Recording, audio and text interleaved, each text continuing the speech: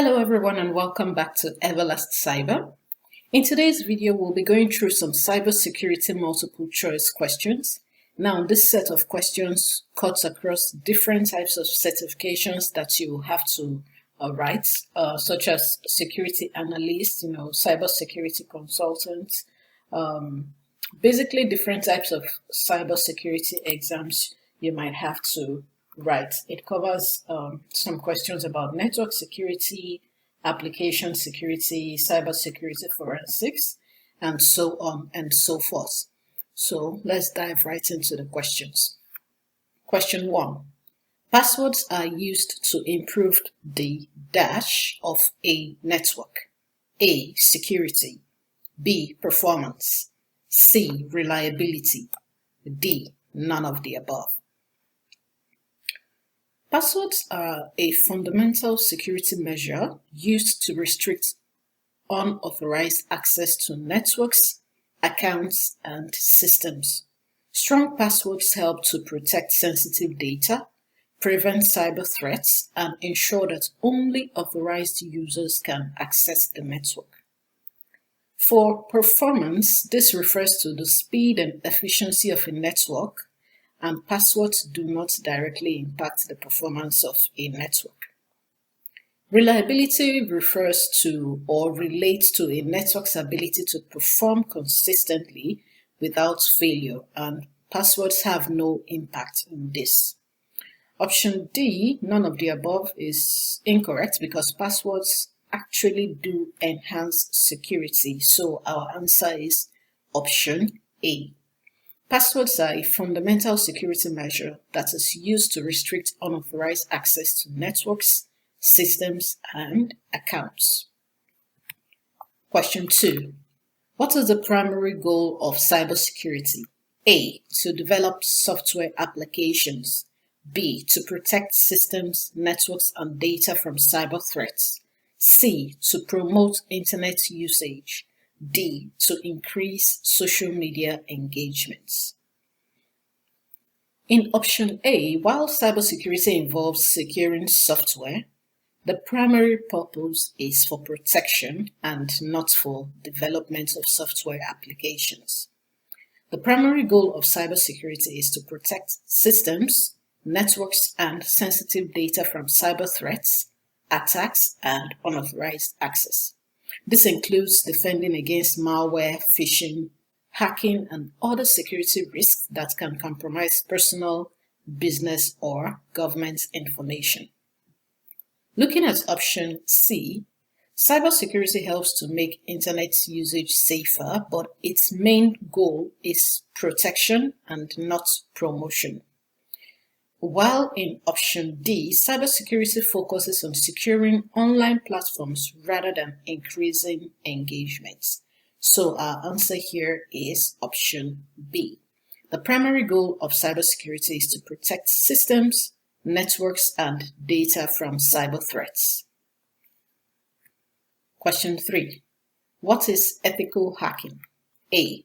Hacking performed with legal permission to improve security. B. Hacking performed by law enforcement agencies only. C. Illegal hacking for financial gain. D. Hacking focused only on personal computers. Ethical hacking refers to legally authorized hacking that is conducted by cybersecurity professionals, which are known as white hat hackers. They use this to identify and fix security vulnerabilities in systems, networks, and applications. Organizations hire ethical hackers to strengthen their security defenses before malicious hackers can exploit them. In option B, while law enforcement agencies may use ethical hacking, it is also done by cybersecurity professionals in private companies. So these private companies actually hire ethical hackers to come and check and fix vulnerabilities in their systems and networks. In option C, illegal hacking for financial gain actually describes black hat hacking, and this is illegal and unethical. In option D, ethical hacking applies to various IT environments, including corporate networks, mobile devices, and cloud systems. So it's not just focused on personal computers. So out of this option, our best answer is option A. Ethical hacking is hacking performed with legal permission in order to improve security, and it is done by white hat hackers. They identify and fix security vulnerabilities in systems, networks, or applications. Question 4. What is the collective term for malicious software such as worms, viruses, and Trojans? A. Worm. B. Malware. C. Phishing. D. Spam. A worm is a specific type of malware, and it is a self-replicating program that spreads independently without the need of a host. In option B, malware is actually a short term for malicious software. This is a general term for harmful programs that are designed to infect, damage, or gain unauthorized access to computer systems. Malware encompasses viruses, Trojans, and worms. In option C, phishing is a social engineering attack that tricks users into revealing sensitive information. However, phishing is not a specific type of software. And in option D, spam is unsolicited or junk emails, and it is sometimes used to spread malware, but it is not the malware itself. So out of the options we have, the correct answer is option B. Malware is a collective term for malicious software such as worms, viruses, and Trojans, and they are harmful programs designed to infect, damage, or gain unauthorized access to computer systems. Question 5. What is the primary purpose of threat intelligence in cybersecurity? A. To ensure compliance with regulations. B. To analyze and predict cyber threats. C. To configure network firewalls. D. To conduct forensic investigations. Looking at option A, compliance involves following security regulations like HIPAA and GDPR, but threat intelligence is different from this because it focuses on cyber threat detection and response. So it is not, it doesn't focus on legal compliance. In option B, threat intelligence is actually the process of collecting, analyzing, and using information about current and emerging cyber threats to help organizations anticipate, prevent, and respond to cyber attacks. It helps security teams to understand attacker tactics, techniques, and procedures, and also enhance proactive defense strategies. In option C, firewalls actually help to protect networks, but configuring them is part of network security and not threat intelligence. In option D, cyber forensics is about investigating past cyber incidents, while threat intelligence focuses on preventing future threats. So based on the options we have, the one that best describes the primary purpose of threat intelligence in cybersecurity is option B. Threat intelligence is used to analyze and predict cyber threats. So it helps organizations to predict, prevent, and respond to attacks by understanding the various attacker tactics, techniques, and procedures. Question 6.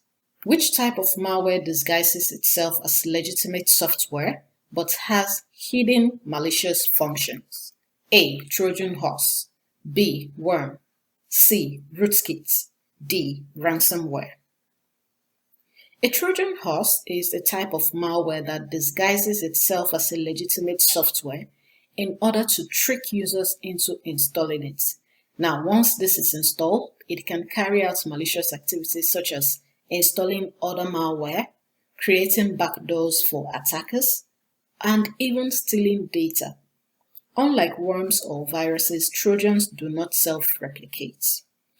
Looking at option B, a worm is a self-replicating malware that spreads across networks without requiring user action.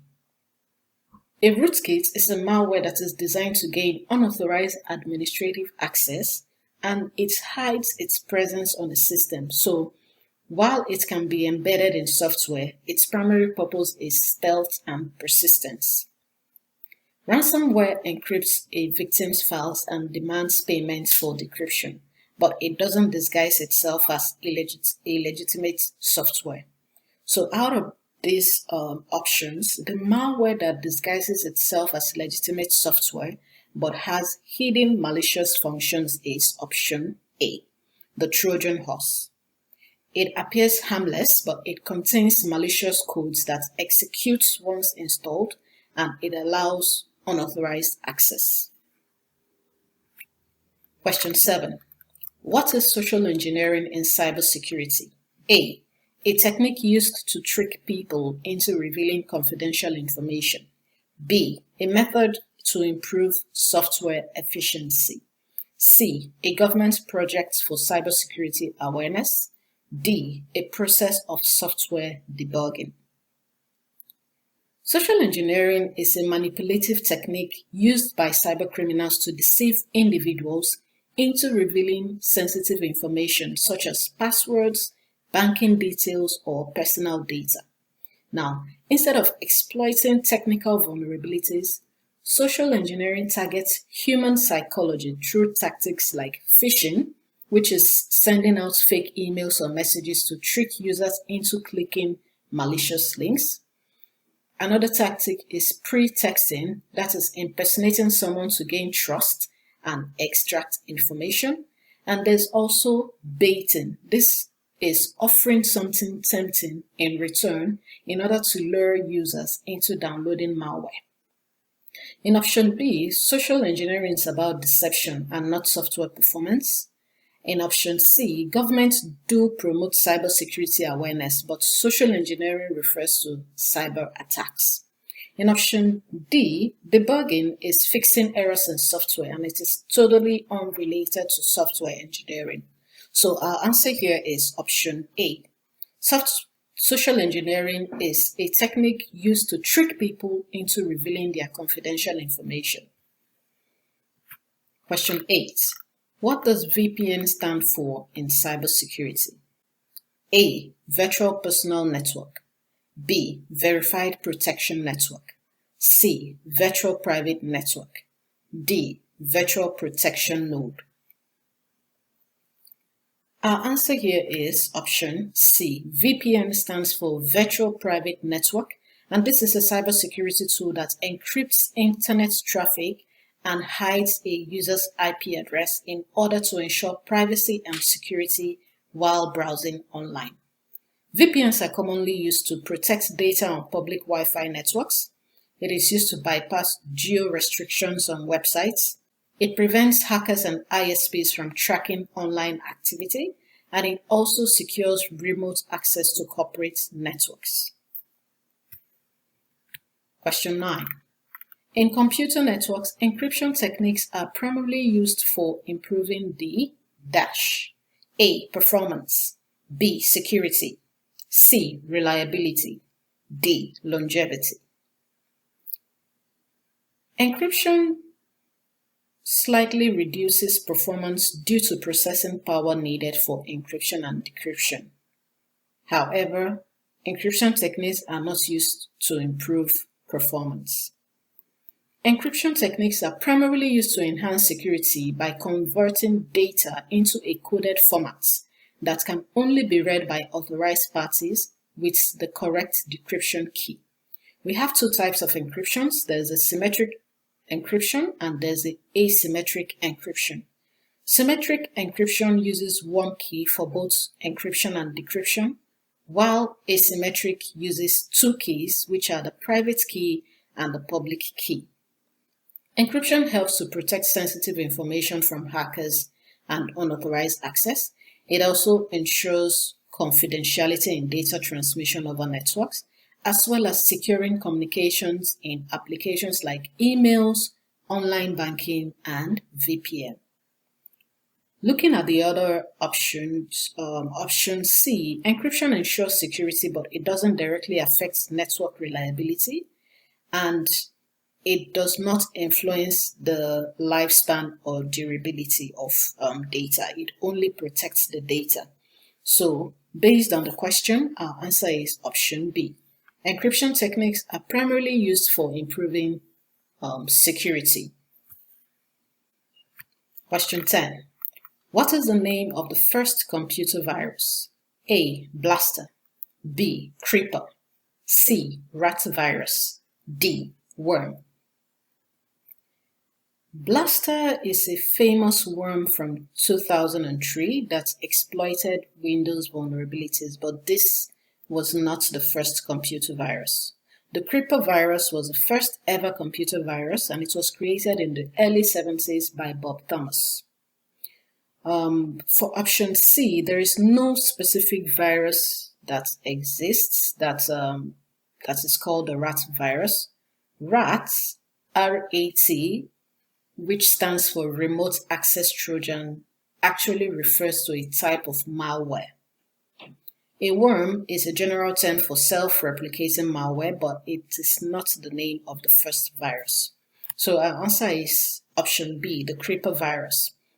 Now, it was designed as an experimental self-replicating program, and it displayed the message, "I am the Creeper, catch me if you can." Unlike modern viruses, Creeper did not actually cause harm, but it moved between computers on ARPANET, which is a predecessor to the internet. This led to the creation of the first antivirus program called the Reaper, and it was designed to remove the Creeper virus. So the first computer virus is the Creeper, and it was created in the early 1970s by Bob Thomas. Question 11. What is the primary purpose of a vulnerability scan? A. To detect and report security flaws. B. To actively exploit system weaknesses. C. To encrypt sensitive data. D. To log system activities. A vulnerability scan is a cybersecurity assessment technique that is used to identify security flaws in systems, networks, or applications. It scans for misconfiguration, missing patches, known viruses, and outdated software. Organizations use vulnerability scans to proactively strengthen their security posture and to reduce the risk of cyber attacks. In option B, actively exploiting vulnerabilities is called penetration testing or ethical hacking. This is totally different from a vulnerability scan. In option C, encryption is used to protect data confidentiality, but it is not the purpose of a vulnerability scan. And in option D, logging system activity is a function of SIEM, that is a Security Information and Events Management System, but that is not for vulnerability scan. So our answer here is option A. The primary purpose of a vulnerability scan is to detect and report security flaws. Question 12. Which of the following is not a type of cyber attack? A. Phishing. B. Ransomware.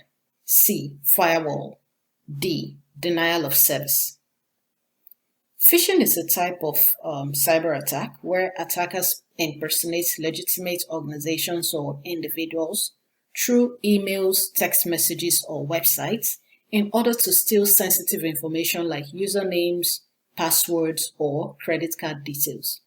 These attacks appear to be from trusted sources to deceive their victims into sharing personal data.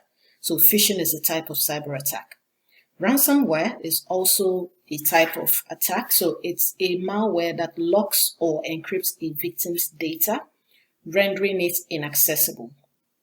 The attacker then demands a ransom, often in cryptocurrency, so that it cannot be traced. And this is in exchange for decrypting the data or unlocking access. This can really cause significant damage to businesses or individuals who fall victim to it. So it's better that you don't click on any suspicious links or any pop-up messages when you're accessing your account or when you're on social media. A firewall is a security system that is designed to prevent unauthorized access to or from a private network. a firewall is not a type of cyber attack. And in option D, a denial of service attack aims to overwhelm a server, network, or website with a flood of traffic or requests, thereby making it unavailable to legitimate users. So out of these options, the one that is not a cyber attack is option C. It's actually a security system. A firewall is a security system that is designed to prevent unauthorized access to or from a private network. Question 13. Code red is a type of A. Computer virus, B. Photo editing software, C. Video editing software, D. Antivirus program. Code red was a computer worm that targeted Microsoft Internet Information Services web service. It exploited a vulnerability in the IIS software to infect and spread across systems, and this caused denial of service attacks. This worm, the code red worm, was notorious for spreading rapidly and causing widespread disruptions in 2001. Looking at the other options, code red is not a photo editing software. It is also not a video editing software, and it is not an antivirus program. It is actually a computer virus, and that is option A. Question 14. What is multi-factor authentication, MFA? A. A method to access multiple accounts with one password. B. A password management software. C. A security process requiring two or more authentication factors. D. A type of data encryption technique. Option A is more related to SSO, or single sign-on. SSO allows users to log into multiple applications with just a single set of credentials, so that is not our answer. In option B, password management software is used to store and organize passwords securely, and it doesn't necessarily involve multi-factor authentication. In option C, multi-factor authentication is a security process where the users are required to provide two or more verification factors in order to gain access to a system, account, or application. These factors fall into three categories, which is something you know, which is like a password or a PIN, something you have, like a hardware token, a smart card, or a mobile device, and then something you are, which would be your biometrics like the fingerprints or facial recognition or the retina scan. MFA adds an additional layer of security by requiring more than just a password in order to verify a user's identity. In option C, data encryption is a method used to protect information by converting it into unreadable data for unauthorized access.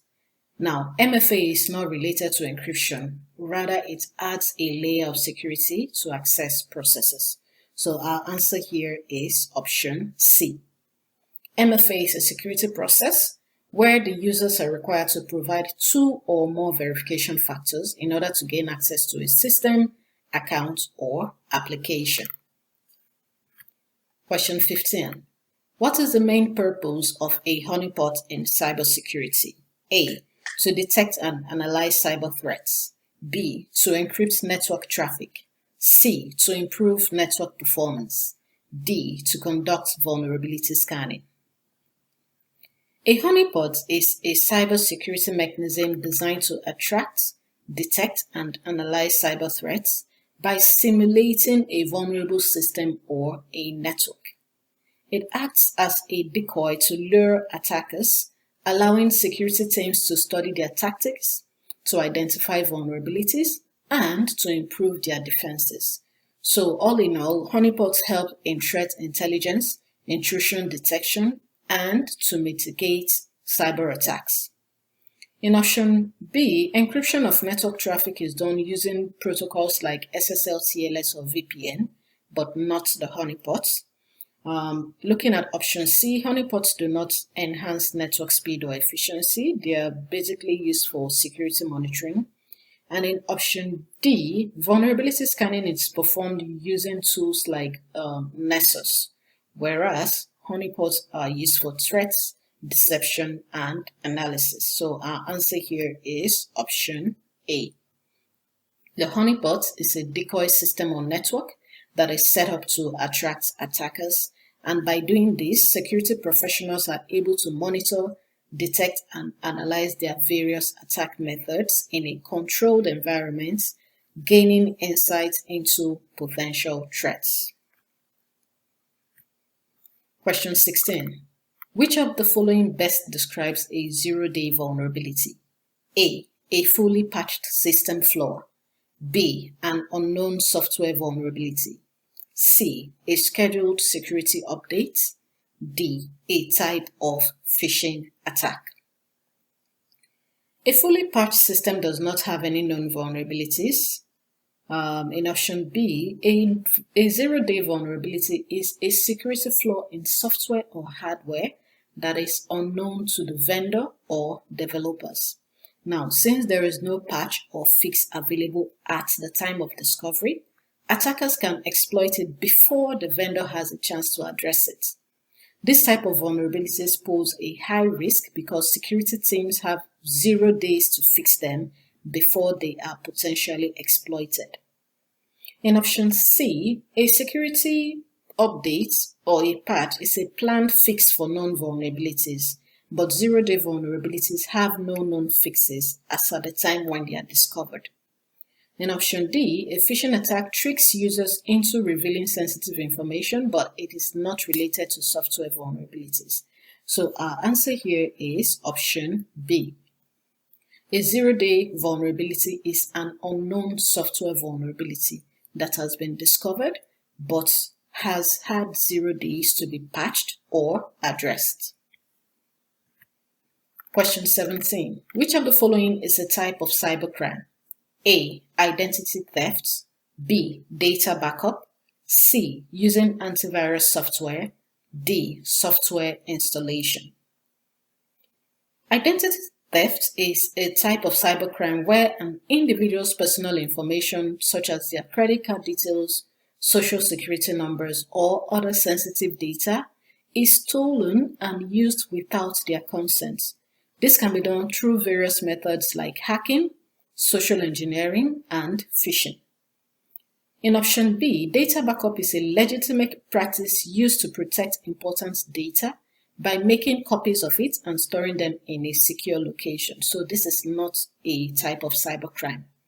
In option C, using antivirus software is a preventive measure and not a crime. So using antivirus software is a legitimate and important step in protecting devices from malware and cyber threats.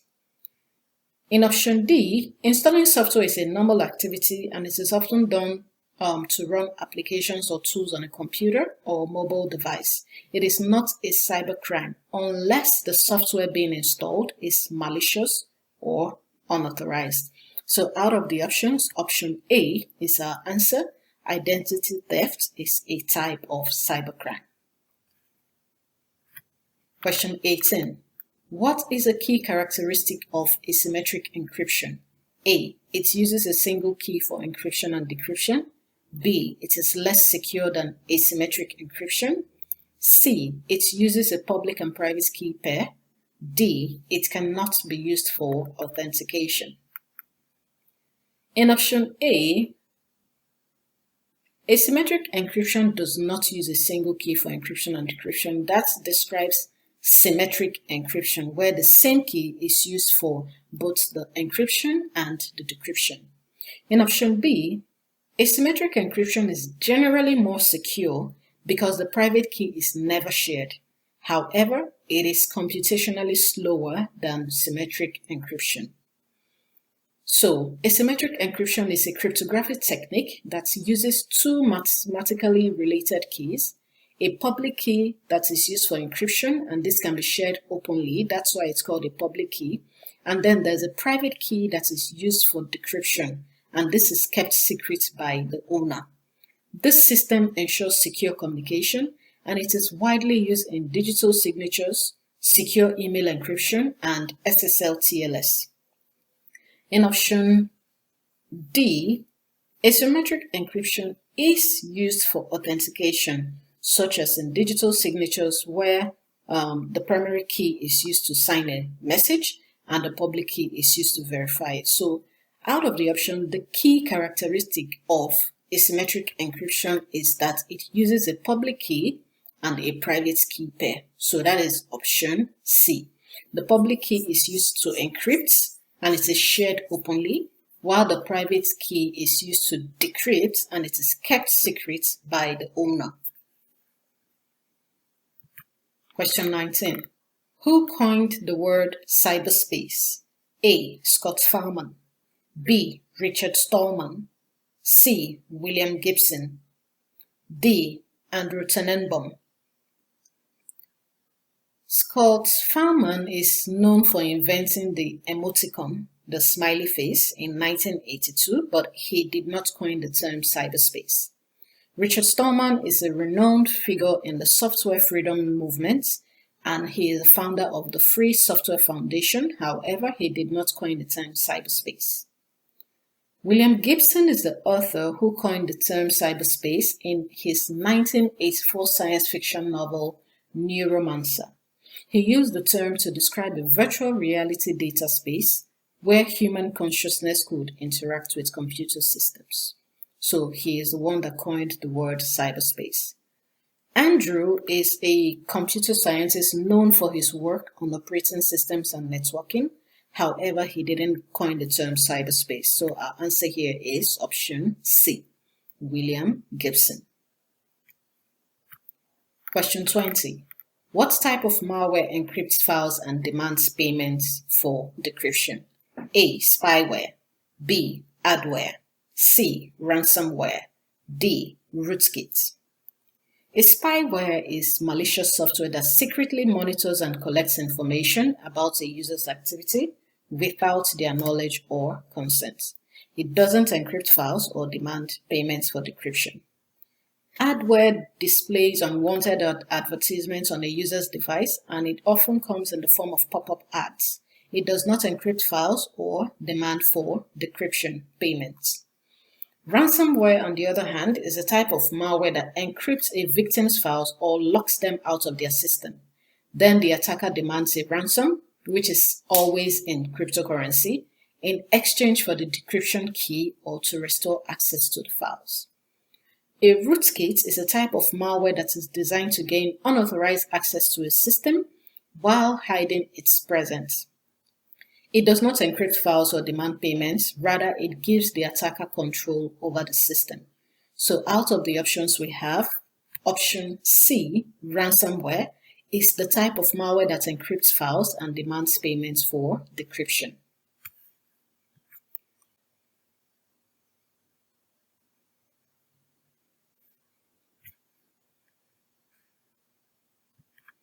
Question 22. What does the term TCP/IP stand for? A. Transport Control Protocol Internet Protocol. B. Transmission Control Protocol Internet Protocol. C. Transaction Control Protocol Internet Protocol. D. Transmission Contribution Protocol Internet Protocol. Our answer here is option B. TCP/IP stands for Transmission Control Protocol Internet Protocol. The Transmission Control Protocol is responsible for ensuring reliable data transmission between devices, while the Internet Protocol is responsible for addressing and routing data packets between devices on the network. Question 23. What does HTTPS : indicate in a website URL? A. A secure and encrypted connection. B. A government-approved website. C. A website with multimedia content. D. A fast-loading website. The HTTPS : stands for Hypertext Transfer Protocol Secure. So the S there stands for secure. This indicates that the website is using a secure encrypted connection between the user's browser and the website server, making it more difficult for third parties to intercept or tamper with the data being transmitted. It is particularly important for protecting sensitive information such as passwords or credit card details. Option B, HTTPS does not indicate whether a website is government approved or not. It only signifies that the connection is secure. In option C, HTTPS does not also relate to the type of content on the website. And in option D, HTTPS does not indicate how fast a website loads. The speed of a website depends on various factors that are unrelated to the security protocol being used. So our answer here is option A. It indicates that the website is using a secure encrypted connection between the user's browser and the website server, making it more difficult for third parties to intercept or tamper with the data being transmitted. Question 24. What does CIA triad stand for in cybersecurity? A. Cyber Intelligence Agency. B. Confidentiality, Integrity, Availability. C. Cybersecurity Internet Access. D. Computer Information Analysis. Our answer here is option B. Confidentiality ensures that sensitive information is only accessible to those who are authorized to view it. And basically, the CIA triad is a fundamental model in cybersecurity, and it represents these three core principles of data protection, which is confidentiality. Like I explained before, it ensures that sensitive information is only accessible to those who are authorized to view it. And then there's integrity, ensuring the accuracy and trustworthiness of data by preventing unauthorized modification. And then there's availability, which ensures that authorized users have access to data and resources when needed. These principles guide how security policies, systems, and practices are designed in order to protect data and systems. Question 25. Which Indian agency is responsible for handling cybersecurity incidents? A. RAW. B. CERT-IN. C. CBI. D. NITI Aayog. CERT-IN, or Computer Emergency Response Team India, is the national agency responsible for handling cybersecurity incidents in India.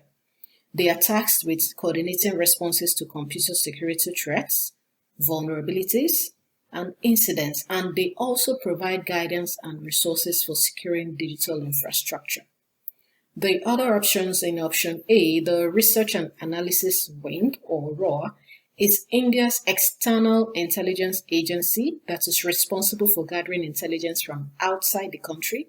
However, it is not involved in handling cybersecurity incidents. The CBI, or Central Bureau of Investigation, is India's premier investigative agency, and they are primarily responsible for handling serious crimes, corruption, and legal enforcement matters, but they don't handle cybersecurity incidents. While the NITI Aayog, or National Institution for Transforming India, is a government think tank that focuses on policy formulation and strategy. However, they are not directly involved in handling cybersecurity incidents. This brings us to the end of the video for various multiple choice questions in cybersecurity for different cybersecurity certifications. Don't forget to like, comment, and share, and also hit the subscribe button so that you'll be notified when our next informative video will be dropping. Thank you for watching, and I'll see you in the next video.